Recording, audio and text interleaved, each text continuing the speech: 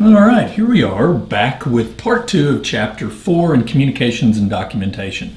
Mostly to this point, we've talked about those verbal, nonverbal communication kind of things. And we're fixing to get into a little bit about documentation, and then we'll round this chapter out talking a little bit about some of those electronic communication forms that we use, like radio communications and telephone, cell phone communication kind of stuff and telemetry things. We'll finish out this chapter kind of talking about those.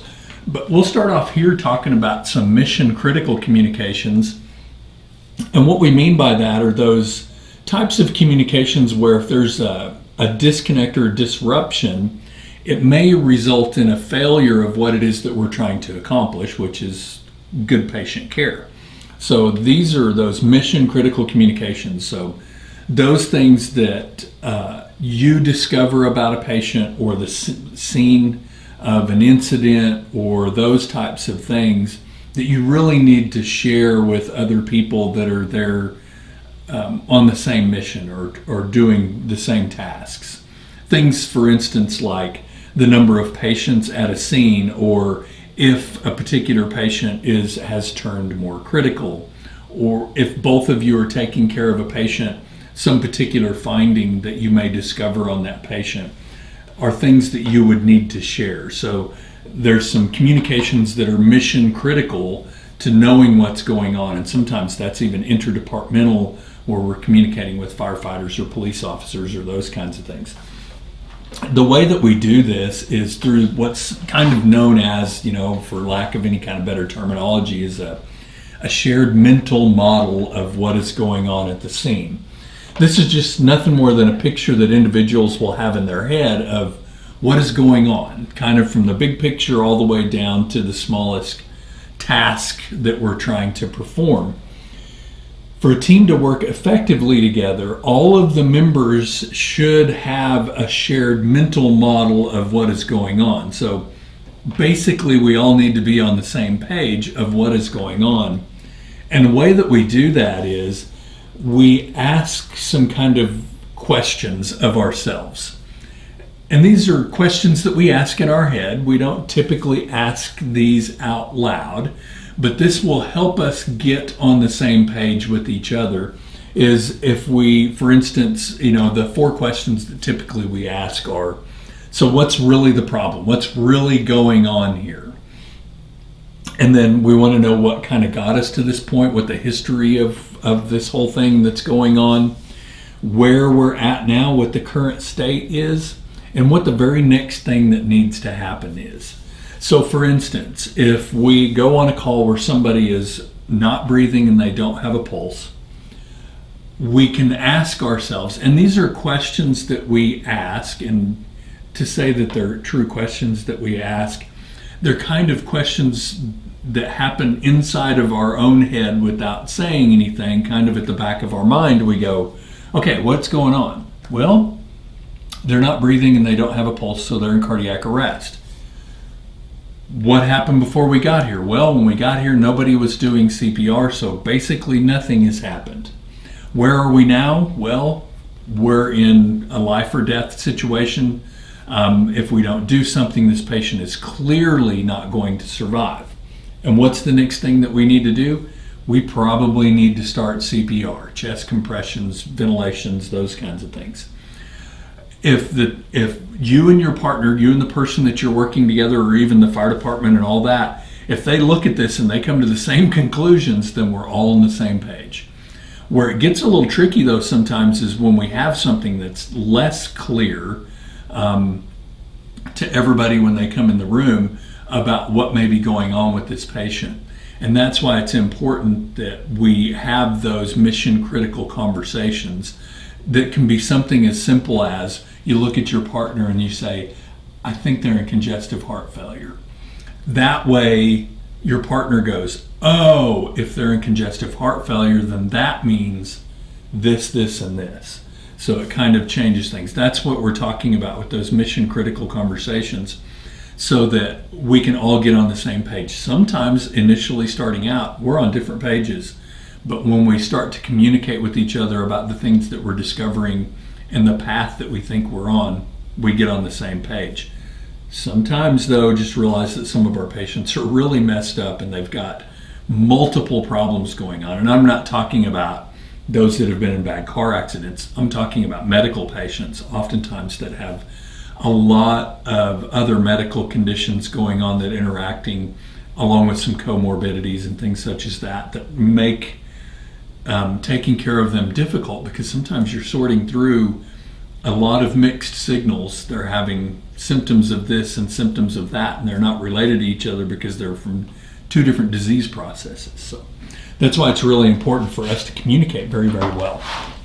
Inevitably, though, you're going to come upon a time when you're going to need to hand over care of the patient that you've been taking care of to someone else.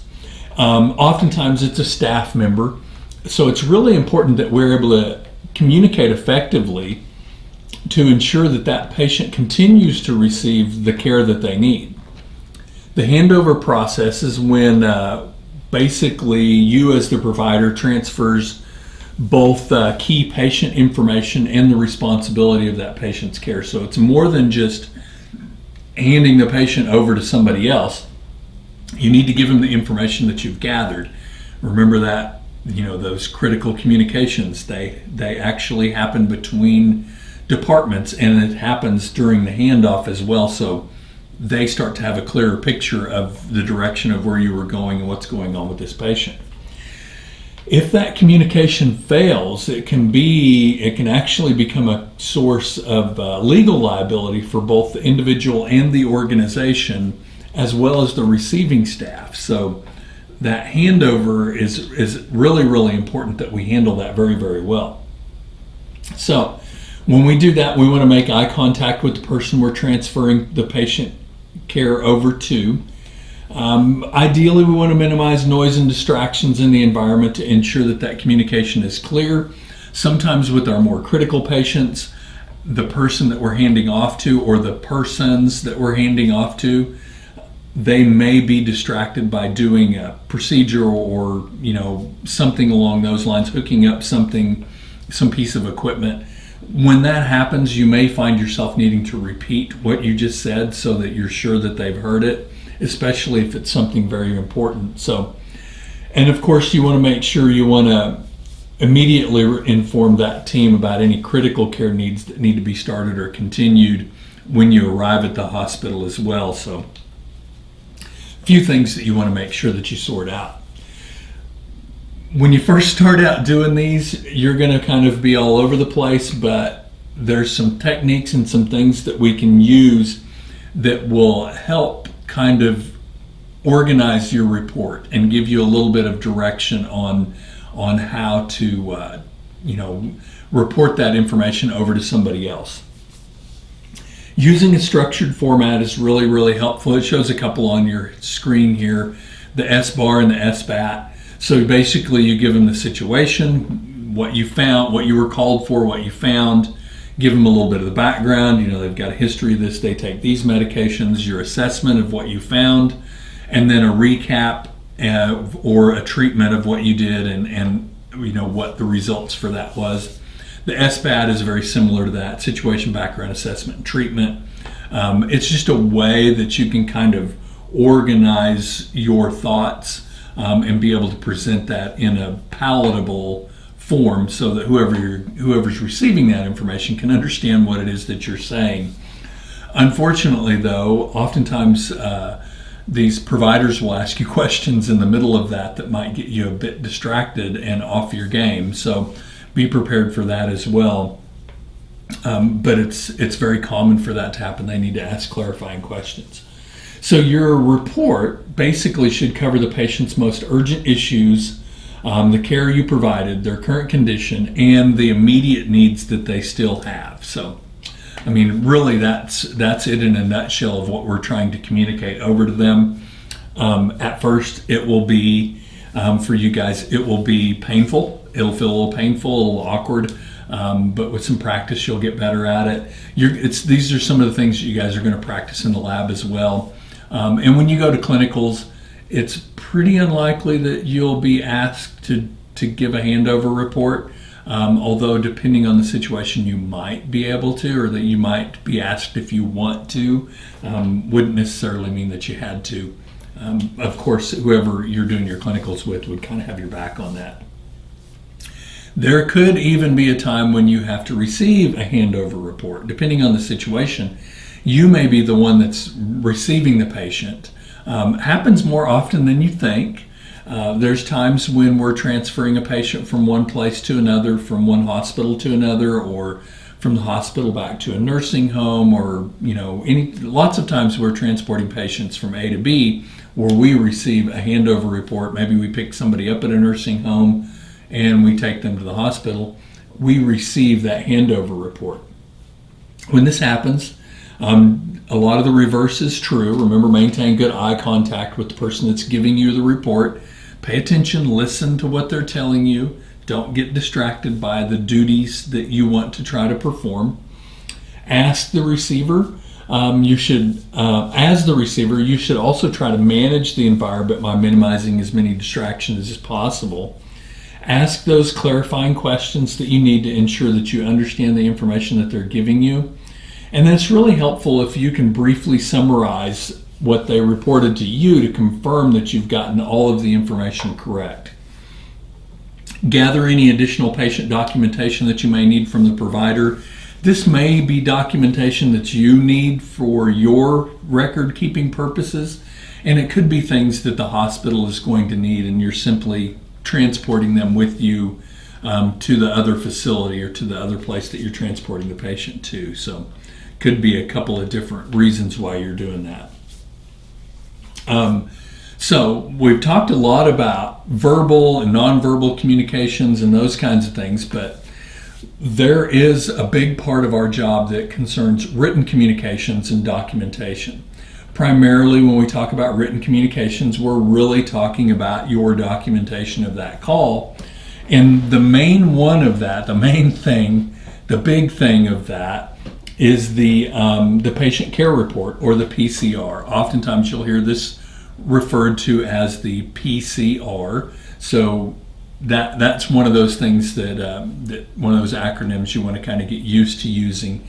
PCR means patient care report, or pre-hospital care report. It can be kind of used interchangeably, but typically we're referring to the patient care report, but some people can say it means pre-hospital care.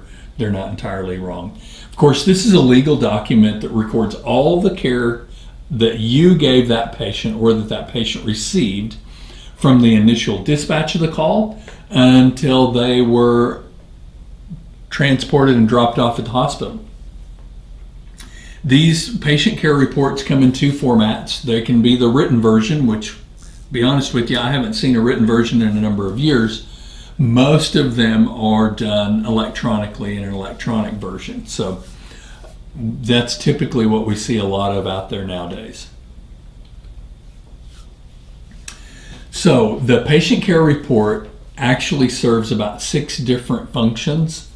It helps to ensure the patient receives seamless and ongoing care. So it's the most important part of it, is to make sure that that patient receives the care that they need. It also serves as a legal document for compliance and liability reasons. It provides the necessary administrative information, such as being able to do billing and reimbursement and those kinds of things. Also some data collection as far as where calls are originating, the types of calls, those kinds of things. The reports can also be used for training and educational purposes. Remember, there's some caveats to that, whereas we try to protect patient personal information as much as possible whenever we're using that for training or educational purposes. And then, of course, the data from these patient care reports help us consistently improve the quality of care. So we're able to do some research out there using the data that we collect in these run reports. That's why more and more of these are electronic, because instead of somebody having to take your paper run report and transpose it into a digital database, all that information is just automatically pulled from that into the various databases that's going to use it, including those that's going to be sending out the bill for the call, or sending a claim to the insurance companies and those kinds of things. So the information that we're going to collect on a patient care report, we're going to basically start by documenting the patient's primary reason for the call. So why are we here? Why were we called? What's going on? And then we're going to describe how things occurred, either the injury or the nature of the illness. So what kind of led up to this? What caused this? We'll note the patient's level of consciousness, often using what we call an AVPU scale. So I know that this is a new term and you're going to hear more about it later, so don't panic over that term. But you'll learn the AVPU scale stands for alert, verbal, painful, unresponsive, AVPU. You'll learn more about it later, so don't sweat it right now. Or the overall mental status. So basically what the AVPU scale does is it tells us how alert they are. Are they alert or are they not alert, kind of thing, and what range in between that they might be. So that's something that we do document. We'll document vital signs on this thing. It's going to include our initial assessment of the patient, as well as any follow-up assessments that we may do following any kinds of treatments that we may perform. So we'll also want to make sure that we collect patient details like their age, gender, ethnic background, medications, medical history, those kinds of things, and then detail how the patient was moved and explain why you chose that particular destination for transporting the patient. So we will say, patient was placed on the ambulance cot and taken to the ambulance and, that kind of thing. Or if they were walked to the ambulance, which we don't do so much, but we do want to document that. So there is some administrative information that we'll gather on a patient care report as well. Things like recording the exact time of the incident, note when we were dispatched to that call. We'll document the time that we arrived on the call. We'll record the time that we leave, the time of the arrival at the receiving facility, the exact time patient care was transferred, and then record when the unit was back in service. These are all of our time logs of when the call came in, when we were dispatched, all the way through to where that we were back available for another call again. All of these are what are oftentimes referred to as administrative information. This information is oftentimes used for a variety of things, not just to show that we actually went on the call and how long we were there, which is important information, but oftentimes that can be used for research purposes or where different crews and ambulances might be staged, depending on the amount of time it took for us to respond to that particular call. So the majority of PCRs, as I've mentioned, are electronic, and they're known as ePCRs, or electronic patient care reports. So these they're basically electronic forms that are designed to comply with the NEMSIS, which we talked about earlier, the National EMS Identification System, or National Data Collection System for EMS.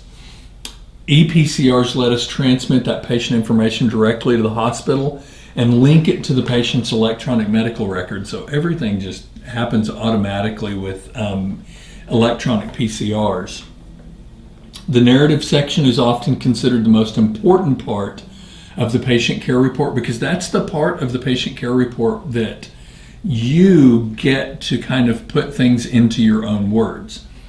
It's a great place for you to explain and be able to detail what happened on that call. However, I'm going to caution you, not all of these electronic patient care reports have spell check abilities.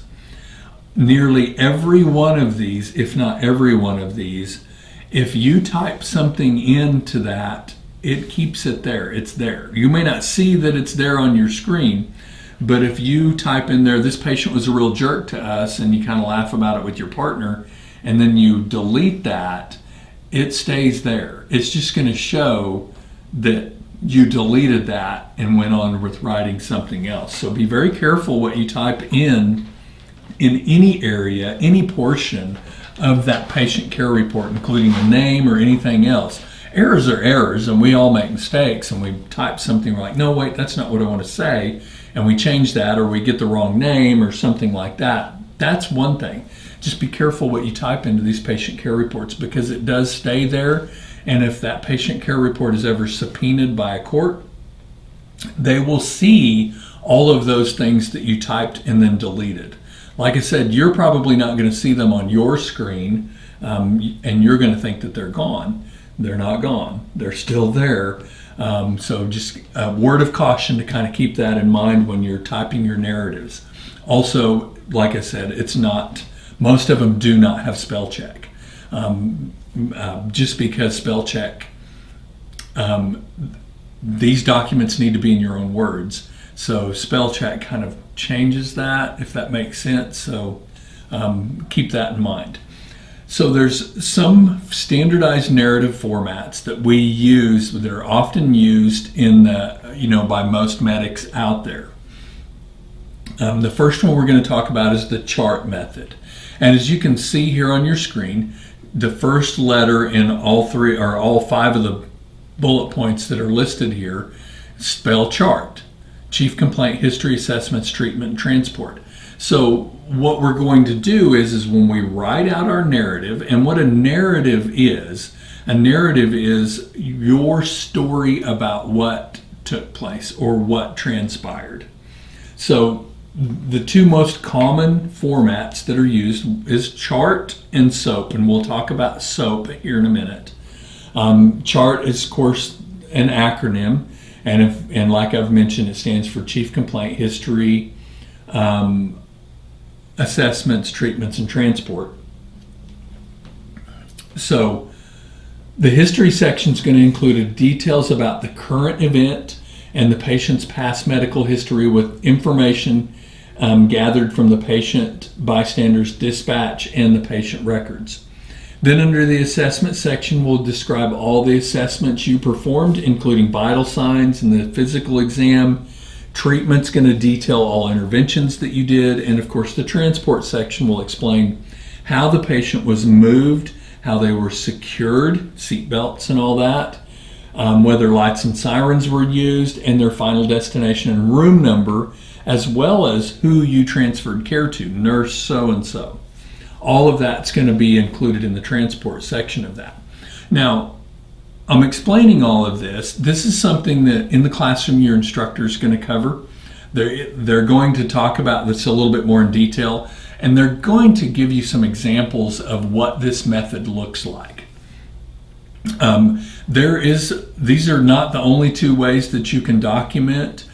Throughout my career, I used a couple of different ways. Chart was one of them, and then I kind of had a little different method that I used as well that I learned, from another medic.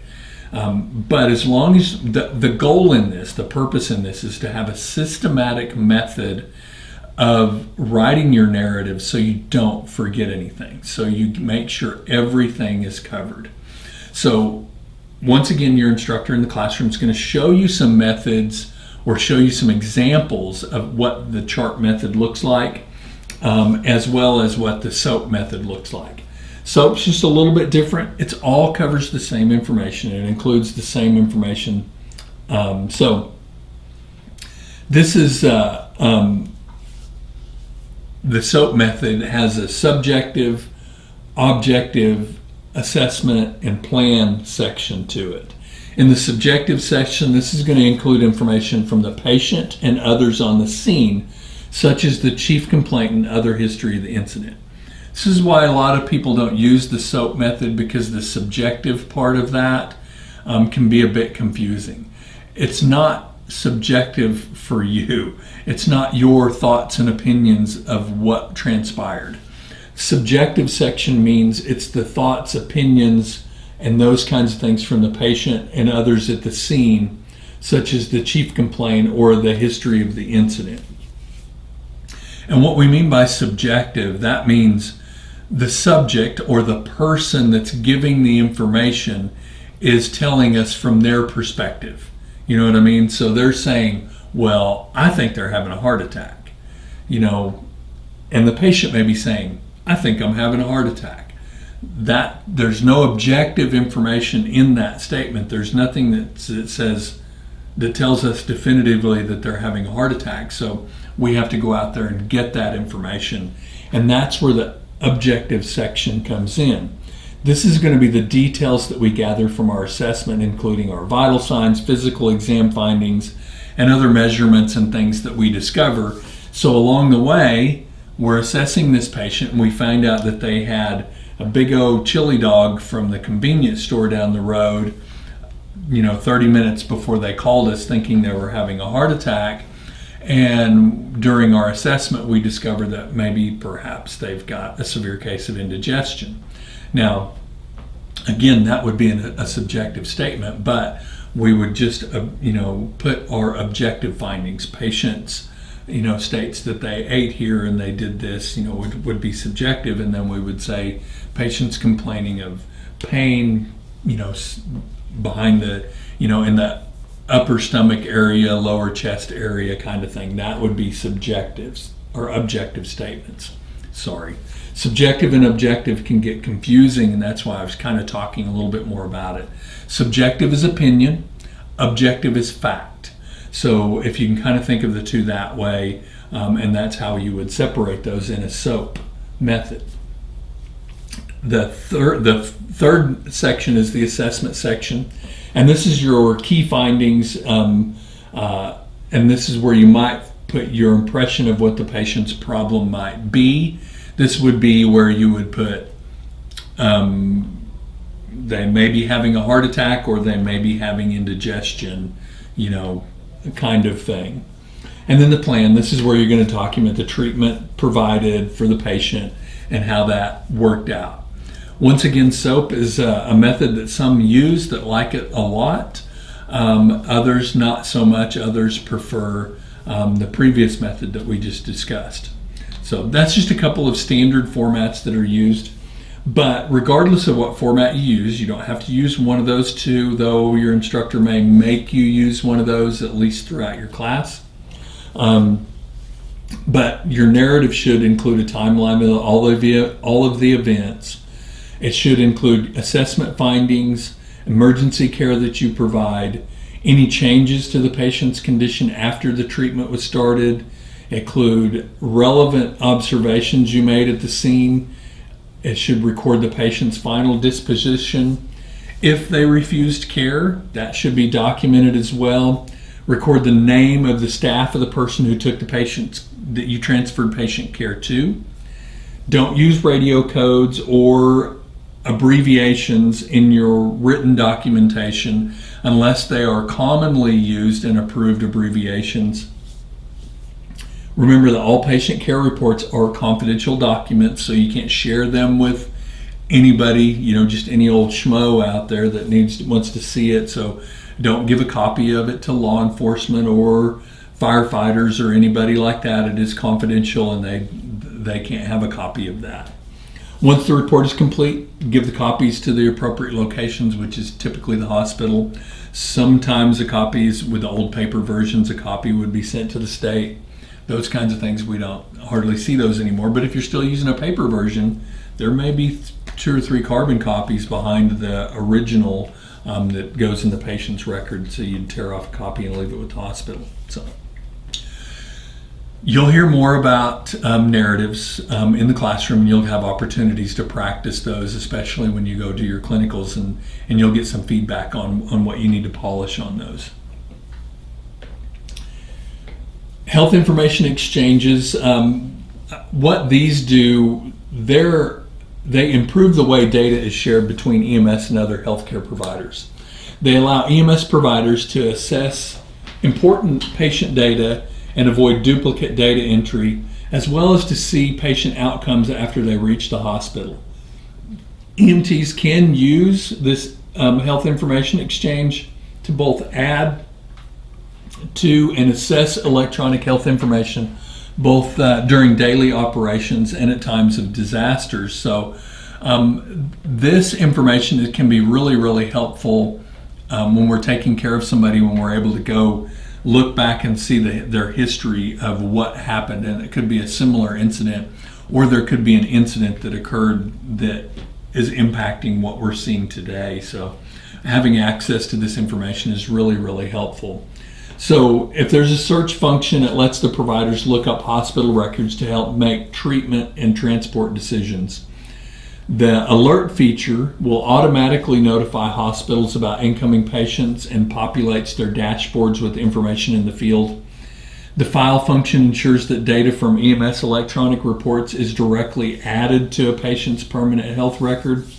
And the reconcile process sends feedback on patient outcomes and other hospital data back to the EMS agencies for the purposes of billing and quality improvement.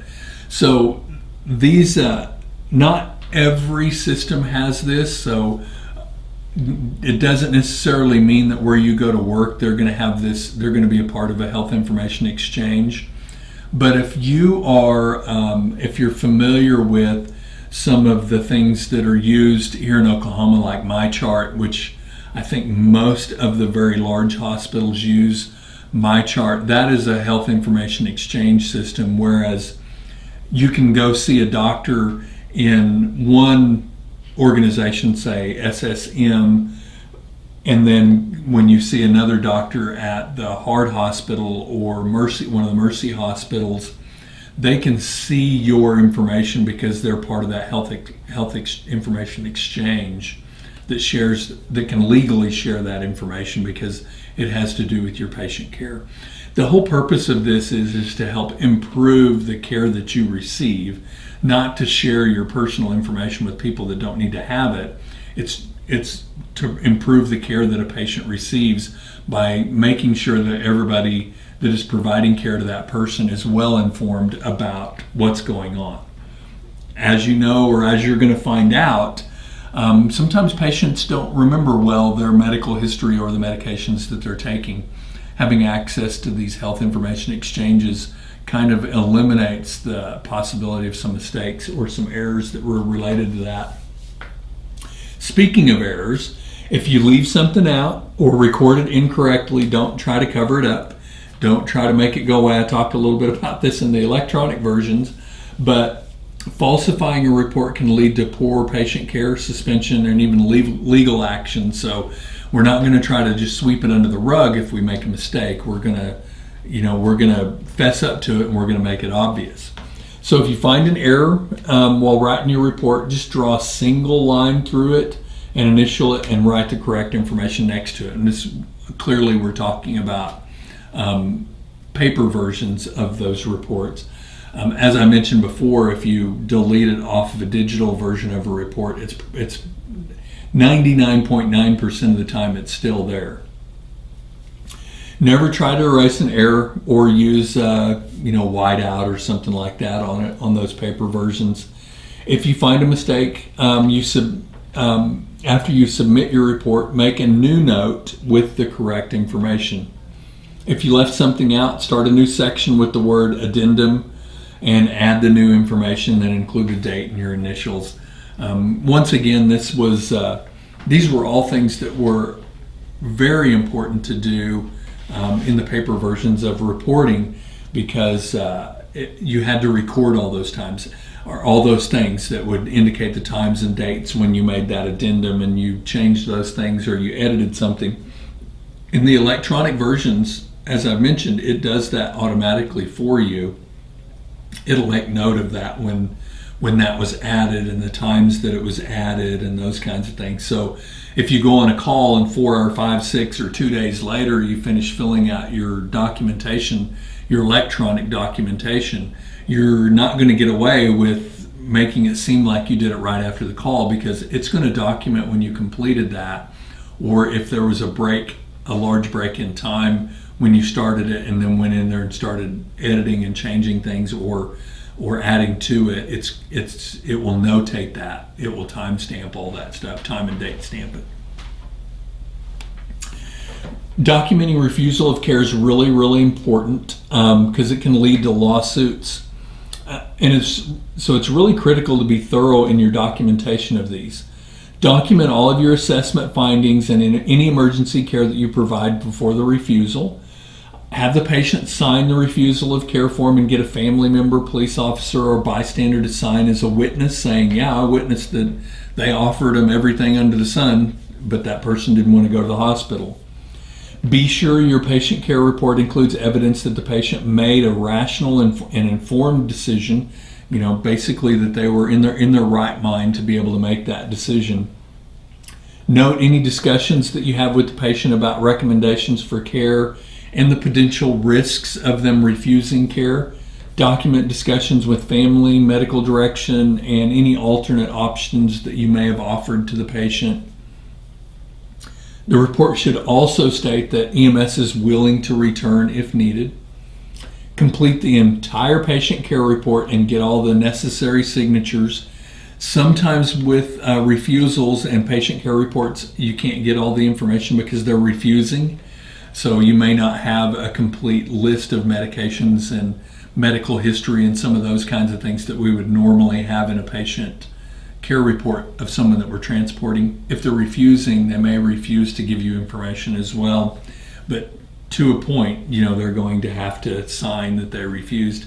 It is possible to have someone even refuse to sign, and in those instances, you're going to have to rely on bystanders, law enforcement, family members, those kinds of things to kind of help you document that. So special reporting situations, of course, depending on your location, you may need to file a special report for things like gunshot wounds and dog bites and those kinds of things. Typically here in Oklahoma, that's not the case, but in other states, that very well may be the case. These special reports are also going to require maybe also be required for certain infectious diseases and those kinds of things. You may also be required to file a special report for suspected physical or sexual abuse. A multiple casualty incident is another event that can require some special reporting. Sometimes with certain incidents that you think may wind up being a case that winds up going to court or something along those lines, it's also wise to essentially make your own notes and submit that maybe to law enforcement or something along those lines so that they can be documented that you made a statement based on what you discovered and what you saw, and that way that is part of an official record somewhere. Not necessarily part of the patient's record, because that would probably contain some subjective information that wouldn't be appropriate in a patient care report. Just your thoughts and feelings wouldn't be appropriate in a patient care report. That would be a separate document that you might want to keep. So, communication systems and equipment.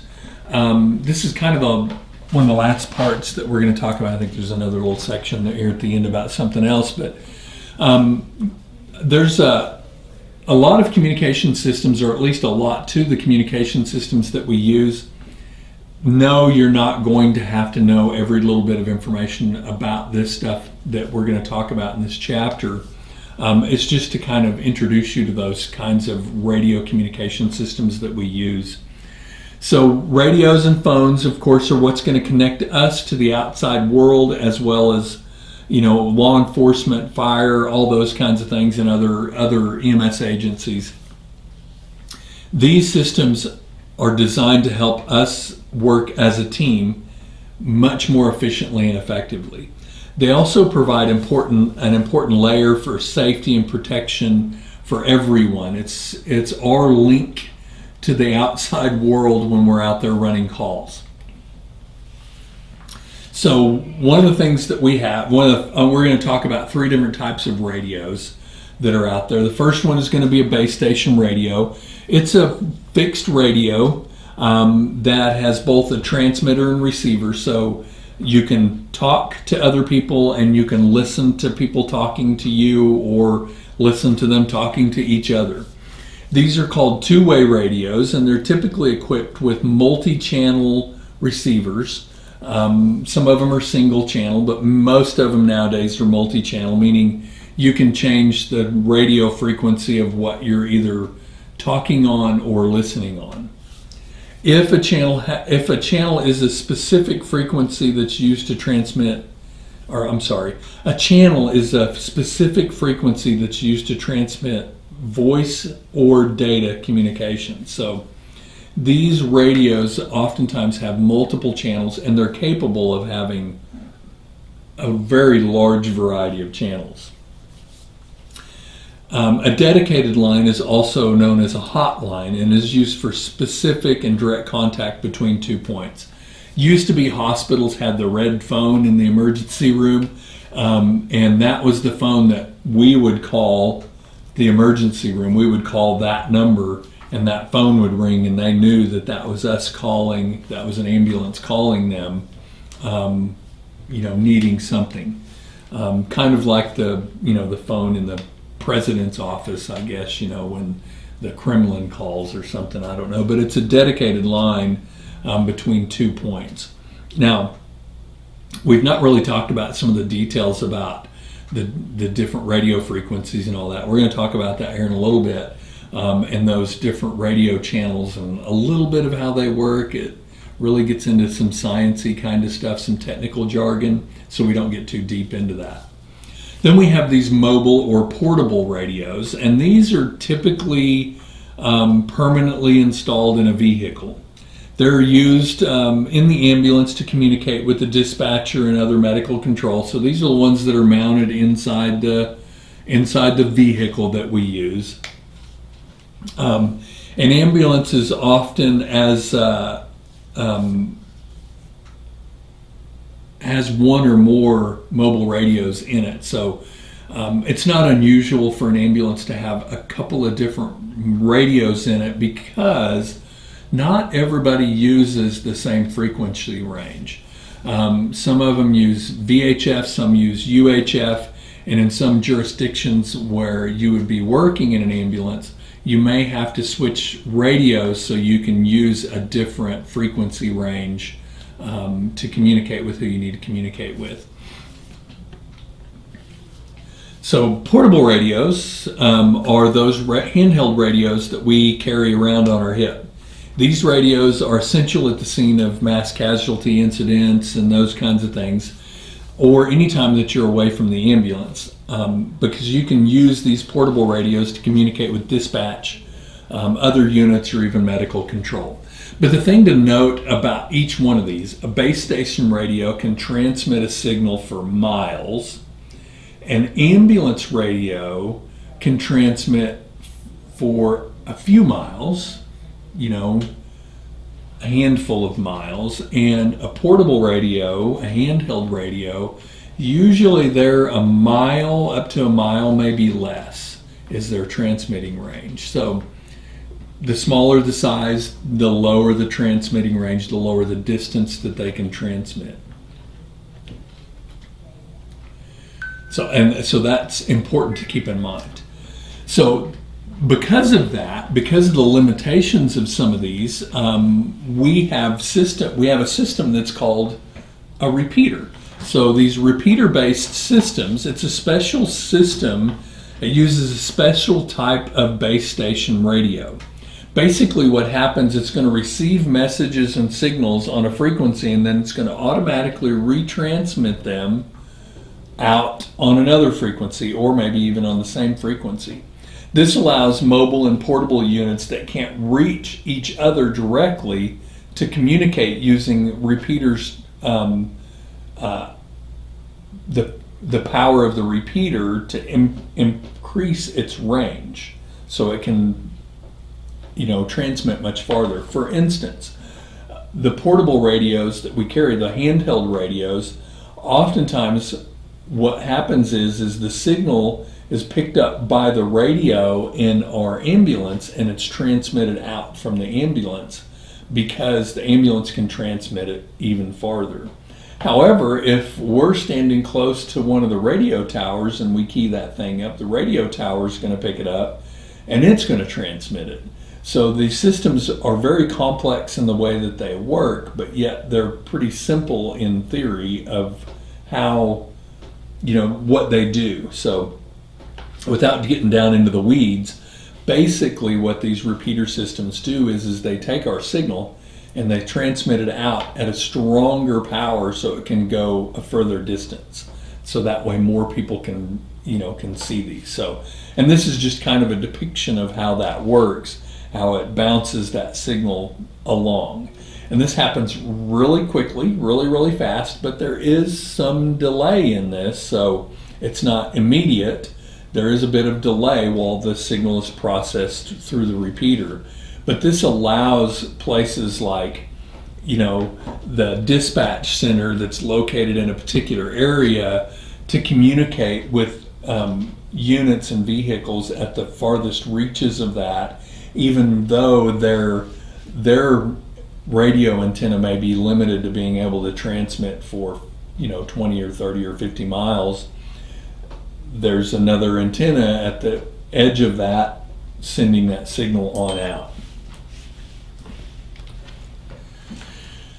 So the latest things that's out there nowadays is the use of digital equipment. One of the biggest things that came out of the 9/11 incident, the Twin Towers, was the more widespread use of digital equipment that allowed us to use, especially in radio communications, the use to communicate a whole lot better. And we'll talk a little bit about those digital systems when we get into the kind of the trunked and all that kind of stuff that we'll talk about here in a little bit. But this digital age also allowed for us to transmit electronic signals that can be coded and then decoded into audible signals. So like I said, it gets really confusing. So we can send data along that. We can send data and audio signals at the same time to hospital radio or telephone. That we can send data from cardiac monitors can be transmitted using Bluetooth enabled devices that many of the ambulances out there are mobile hotspots, so they're Wi-Fi and they're connected to the World Wide Web, the WWW world. They're connected to the internet, and they can transmit directly from the ambulance to the receiving facilities. The digital signals are also used in some types of alerting systems and those kinds of devices as well. So the data that's being transmitted from the equipment that we carry on the truck to our patient care report devices, the back to home base where a lot of that information and data is stored is far and away different than what it has been in years past. The electronic age has really changed the way that we're able to keep track of the data that we have and that we collect, and the ability to be able to collect that data. Now, telemetry is not anything altogether new. They were using telemetry in some ways through radio signals back in the late 60s, early 70s. The quality of that and the ability to do that has changed astronomically since then. But the idea of transmitting a patient's EKG to the hospital for the doctor to see before the ambulance arrives is not new. It's been around for 50 years. The quality of that data and the amount of data that can be transmitted now is what's dramatically changed about it. Of course, we have cellular and satellite phones that are available out there. Most of the time it's cellular, not a whole lot of sat phones out there, but when you get some of the more remote regions of the country where cell phone towers are pretty remote, then satellite phones become more common. We often use cell phones to communicate with hospitals. We used to give radio reports all the time to hospitals. We would punch in a hospital's encoder number, and it would make their radio, go off in their base station radio at the hospital go off, letting them know that someone was contacting them, and then we would communicate with them by radio. Now we're doing that more by cell phone. It's a reliable form and way to do it. Plus, it's much more secure. The old version, when we were communicating by radio, anybody that had a radio scanner could hear the patient report. And sometimes that contained personal information about that particular patient that didn't need to be shared, but unfortunately there wasn't any better way to do it. Satellite phones are another option for communication, like I said, when we're looking at those areas where cell phones are you just don't have a good enough or a reliable enough signal in remote areas. Cell phone may be, or a satellite phone may be an option. And of course, a scanner is a radio that I talked about. It's basically, it just receives or listens to multiple frequencies. So a lot of people have these scanners, and less so now than what they used to, because the way that the radio systems work now is a little bit different. Some of them are encoded to where that you can't hear them if you don't have the proper decoder for them. But scanners are out there, and it is very possible for people to overhear your conversations. One of the things that you can do, you can literally go and download a scanner app on your cell phone and listen to the scanner, listen to the radio calls that are going out, and some of the radio communications that are happening. You can't hear them all. Like I said, some of them are more secure than others, but generally speaking, you can hear those calls going out and listen to them from all over the country with some of these scanner apps that they've got out there. Now they're delayed, probably a 30-second or a minute or more delay in the time that you hear it versus the time that they're being dispatched. So, because it takes a while for all that to go through the system. But they're out there. There's maybe some other communication equipment that we have on the ambulance. Systems for a variety of two-way radio hardware, such as push-to-talk and duplex or simulation talking and listening systems. Other types are multiplex, which uses 2 or more frequencies to allow multiple transmissions at the same time. Like I said, some of this radio communication equipment gets really complicated in the way that it works. So it's not essential that you understand how to do it. It's just that you're hearing some new terminology, simplex, multiplex, those kinds of things. And of course, if there's a med channel, that's typically specifically reserved for EMS use. Remember, all of these are overseen and directed by the FCC, or the Federal Communications Commission. So that's the other thing you have to be aware of too. There's certain laws and regulations that apply to your radio communications that you're using out there that if you use improperly, you can kind of get yourself on the wrong side of the law, or get fined is typically what happens. I talked about this system a little bit, the trunking system. And these trunk systems, they're an 800 megahertz system that uses a computer to constantly monitor the frequencies of a particular channel or a group of channels. This an interoperable communication system allows for all agencies involved to share valuable information with each other in real time. So these trunking systems are absolutely amazing.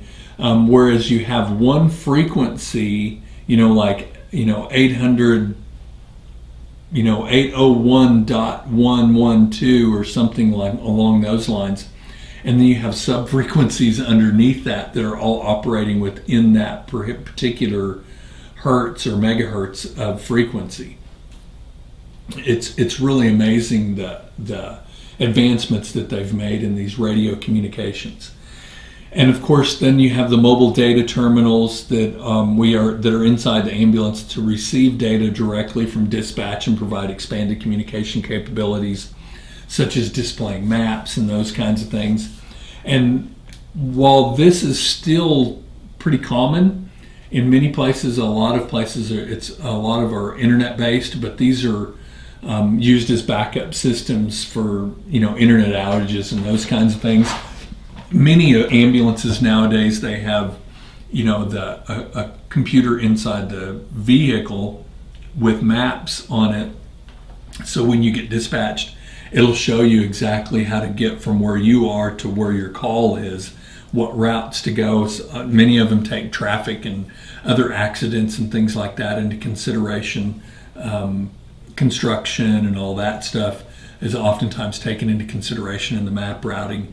No longer have to pull out a road map to figure out how to get from point A to point B. It'll tell you, and not only that, these systems oftentimes will tell you if you've been on calls there before, and if so, what they were. Oftentimes that's really, really helpful as well to kind of have an idea of what you may or may not be getting into. So, as I mentioned, the FCC regulates all radio operations in the United States. They have 5 main responsibilities related to EMS, including allocating frequencies, licensing base stations, so all of those base stations have to have a license, and assigning call signs or call numbers. If you watch television, for instance, Channel 9, KWTV 9, that is their call sign. Radio stations that you listen to on the radio in your car, they also have call signs. If you listen, there's certain regulations that says how often they need to say their call signs on a per hour or whatever day basis. They need to say their call signs a certain number of times. Same with television communications, the ones that are broadcasting theirs, that you put an antenna up and you can watch them that way. They also established the licensing and operating standards specific to radio equipment. They set transmitter limits on power and monitor radio operations. They do all of these things so we're not just stepping over each other, with having overpowering radios and those kinds of things. The rules and regulations that they put out there are specifically in Part 90, Subpart B, that cover EMS communication issues. So they do have rules that are very specific to us in EMS. So the FCC is, they're the ones that regulate that, and they're the ones that will hand down the fines if you violate any of their rules or codes or those kinds of things. So that's something you need to be aware of. Basically, for how it applies to us in EMS is you're going to have to handle yourself professionally anytime you're using the radio. Using profanity and those kinds of things over the radio will get you in trouble with the FCC. So that's the bigger part of what you need to be aware of. Beyond that, it's licensing issues and those kinds of things. So, how do we wind up responding to the scene? Well, it all goes through a dispatcher. It's the first step in the response process. As someone calls 911, the dispatcher picks up. Their first responsibility is to properly screen each call and assign it a priority according to whatever protocols they have established. They must then select and alert the appropriate EMS response unit and direct them to the correct location. They'll also coordinate EMS with other public safety services until the incident is over. They may also provide some emergency medical instructions to the caller over the phone. Some systems have what's called emergency medical dispatchers that are able to provide some emergency medical care over the phone to tell the caller what they need to do or what they can do to help that particular person. Dispatchers will assign the correct EMS unit based on several criteria, including the nature and severity of the problem. They'll also give the responding unit key information, and they should also include whether other public safety agencies or responding agencies, as well as weather advisories and those kinds of things. EMTs should, when we respond to the call, we should inform the dispatcher about any problems that happen during the run.